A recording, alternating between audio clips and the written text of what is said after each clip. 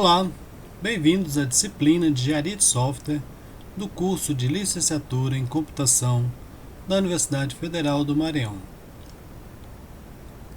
Dando sequência aos estudos das atividades fundamentais no desenvolvimento de software, vamos falar hoje sobre validação, com enfoque em testes.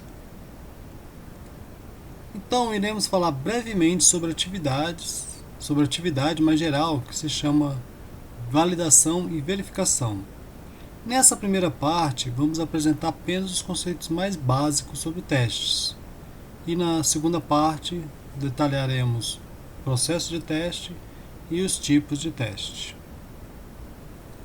Então, para garantir a qualidade, um software passa pelo que é chamado de verificação e validação.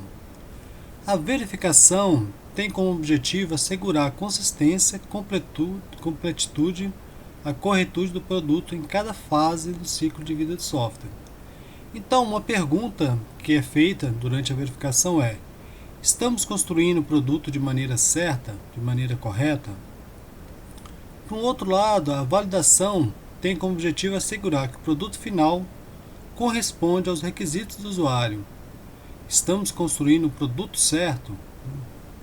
Então, são duas formas de você olhar para o teu sistema, mas que são complementares. Não adianta você garantir que você está produzindo da maneira correta, mas no final aquele sistema não servir para o propósito inicial dele. Nessa etapa são incluídas atividades como teste de software, revisões técnicas, auditoria, monitoramento, simulação, análise de algoritmo, teste de usabilidade, entre outros.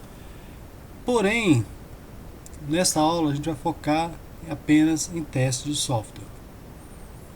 Os testes de software têm dois objetivos. Primeiro, demonstrar ao desenvolvedor e ao cliente que o software atende aos seus requisitos. E também descobrir situações em que o software não se comporta de maneira correta. Ou seja, ele se comporta de maneira indesejável ou de forma diferente das especificações. Porém, vale destacar que nenhum software está livre de falhas. Então, o objetivo de um bom teste é encontrar essas falhas. E se elas não são encontradas pelos desenvolvedores, aumenta-se a chance que elas sejam encontradas pelos usuários. Então, os testes, nas palavras de Dijkstra, podem apenas mostrar a presença de erros. Ele não garante a ausência de erros.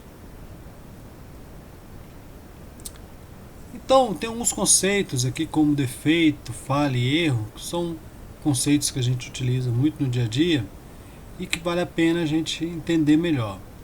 Além desses três, também a pergunta: depurar, será que é uma técnica de teste de software?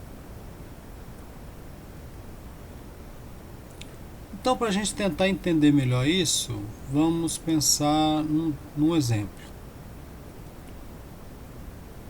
Considere um fechamento não esperado de um programa. Então, podemos dizer que durante o teste ocorreu uma falha. A falha pode ser entendida então como consequência. Mas qual é a causa? Essa aqui foi uma tela que apareceu no momento do erro, e por essa tela a gente pode descobrir que foi o erro de acesso à memória. Então, agora podemos depurar o sistema para encontrar o defeito. Então a gente depura para encontrar defeito. Então aqui são alguns conceitos, e a relação entre eles. A falha foi o fechamento não esperado do software. O erro foi um valor de endereço de memória inválido ou protegido.